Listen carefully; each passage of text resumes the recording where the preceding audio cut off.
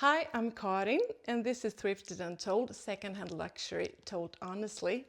And today I have two beauties with me. First, I have the Speedy 20. She is box fresh. My daughter got her for her 18th birthday. She is really precious, and my daughter keep her safe by wrapping the handles in silk, and she is only taken out for very special occasions. On the other hand, this is a Speedy 30, and she's my companion, and I take her out on almost on every day. She's my companion when I'm running daily errands, and she is not as precious, but I will not put her in the trunk of my car. I would say that she is instead my passenger princess. And so if you're looking for buying a Speedy in monogram, of course, which size suits you the most, what fits your lifestyle. I think that's the first choice that you need to make.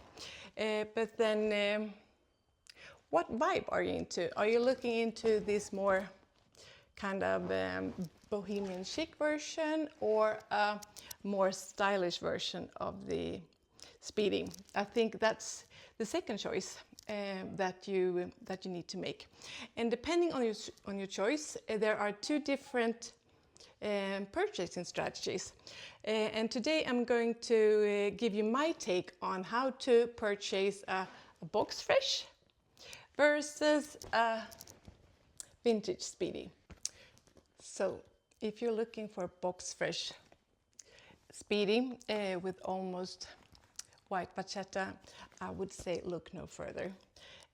My recommendation is to go and buy it directly from Louis Vuitton. And the reason for that is, well, there are actually three reasons. I'm thinking that first, this bag is a really popular bag. Speedy is one of the most popular bags amongst Louis Vuitton's history. And so it's a huge demand for the bag. And there's a huge demand for these mint fresh versions, but there are almost no bags on the market that is looking like this. So if it's going to be extremely hard to find one, and if you do find one, they're also going to be really expensive. And then the second reason is that these bags are not only popular amongst buyers, they're also popular amongst scammers. This is a very recognizable style, and it has a high price point, which makes it very attractive with scammers. So I'm not saying that if you're finding a bag that looks like this on the secondhand market that it's going to be fake. But the odds are higher if you buy a bag that looks like this on the secondhand market and it is a Speedy. The odds are higher that it is a fake compared to a bag that is more of a niche model.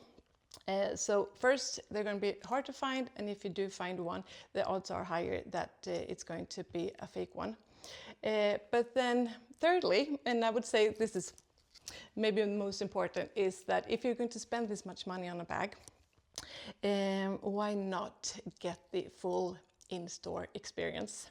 Depending on the store, you will be able to book a private appointment, get the personal attention from a sales associate, and maybe even get a glass of champagne.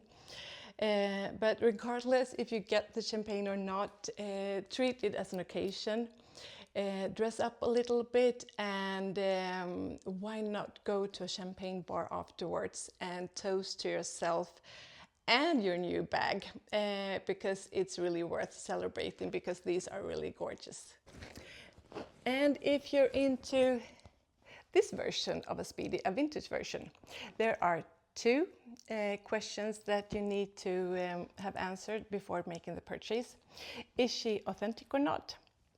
And then, is she in your preferred condition? Does she look the way you want a Speedy to look like?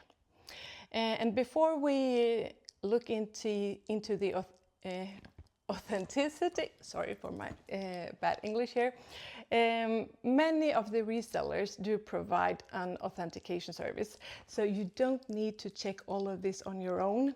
But I'm thinking it's good to know what to look for when it comes to a real bag or a fake bag. Start with the padlock. An authentic padlock has a real weight to it, while fakes often feel light or hollow.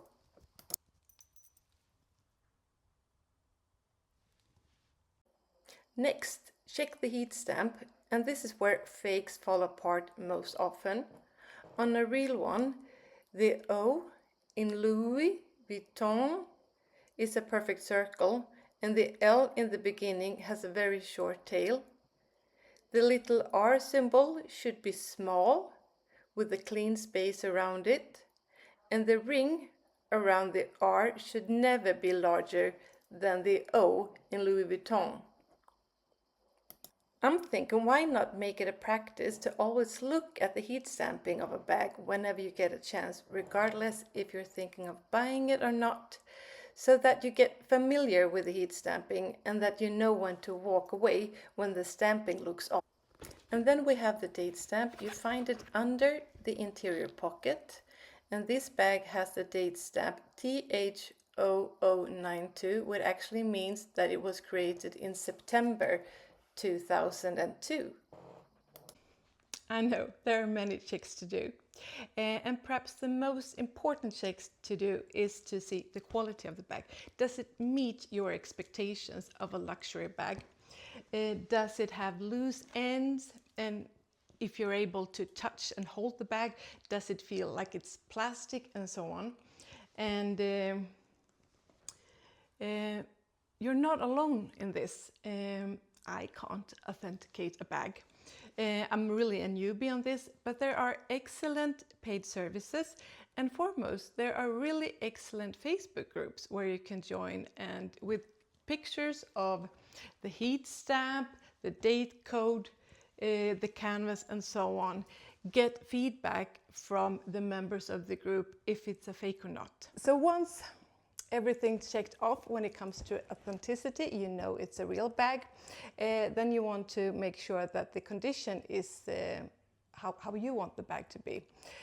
So I'm not going to tell you what's right or wrong, but I just want you to know a few areas that you want to pay extra attention to. So first, it's the canvas, and there are a few areas that are important to check out. And it's the corners. There are extra wear and possibly tear in this area, so there could be holes if the owner that's been loving the bag before has not been careful. There could also be holes around here or cracks, and there can be cracks along the zipper. You should also pay attention to the zipper, that there are no tears here. The zipper itself could look kind of dull, but I would say that that is no issue. You can actually polish it. I've used Cape Cod. They're not sponsoring me by any way, but I've used Cape Cod to polish this so it looks a little bit shinier, a little bit cuter, I would say.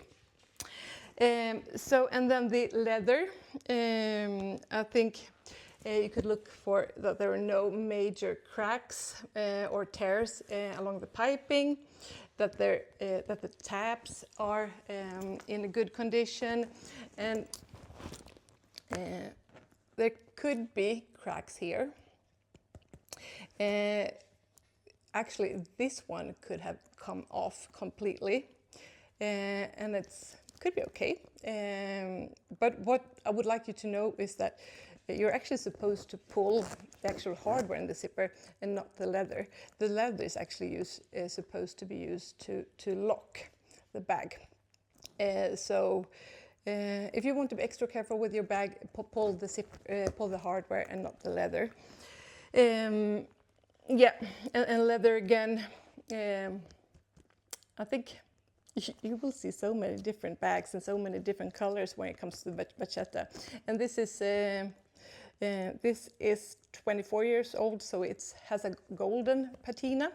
But there could be bags that are a little bit lighter, but there could also be bags that are much darker, like almost brown, red, black when it comes to the leather. And that's all to personal taste, I think. And you probably already know this, but it's when a bag is bought, it's actually untreated vachetta, and so it will darken by time, and it will be darkened by the oils in your hand, water, rain, and so on. Exactly. So what else?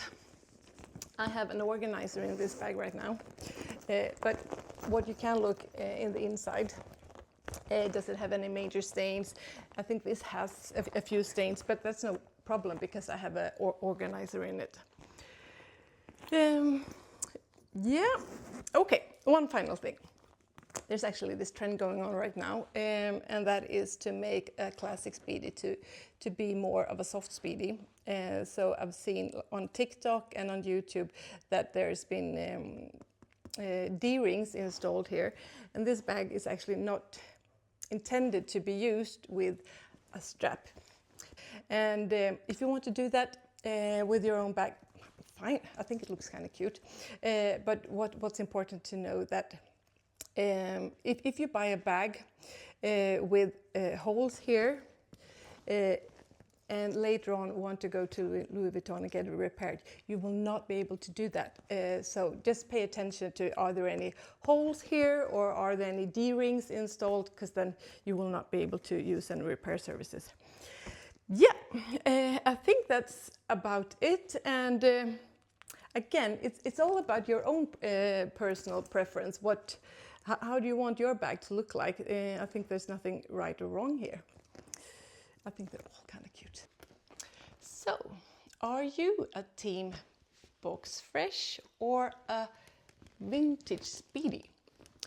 And I would say that both are very charming. This has a youthful, fresh feeling, and this is more of a, I would say, bohemian chic. I think, yeah, definitely both are gorgeous. One thing is for sure though, this vachetta will darken. It's almost white right now, and I'm for sure that there will be some tears when she gets her first water stain from a downpour. On the other hand, this one is already aged. The vachetta has already darkened.